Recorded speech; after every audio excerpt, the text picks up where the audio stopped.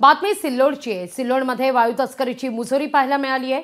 अवैध वायूचे ट्रॅक्टर पकडण्याकरता गेलेल्या सिल्लोड तहसीलच्या वाहनावर वाळू तस्करानं ट्रॅक्टरच घातलाय। या वाहनात महसूल अधिकारी होते, त्यांना जीवे मारण्याचा प्रयत्न करण्यात आलाय। कोट नांद्रा परिसरात काल रात्री हा सगळा प्रकार घडलेला आहे। ग्राम महसूल अधिकारी गणेश हिम्मतवार फरकाटे कारवाई करण्यासाठी गेलेले होते, त्यावेळी ही घटना घडली। अधिक माहिती घेतोय आपले प्रतिनिधी अनिल साबळे यांच्याकडून। अनिल, काय अपडेट?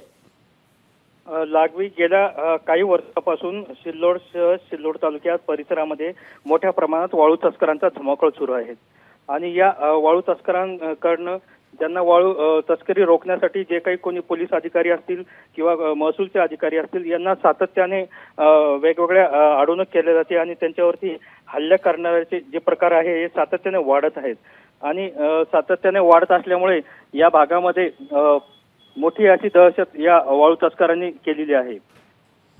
अनिल, धन्यवाद तुम्ही दिलेल्या माहितीकरता।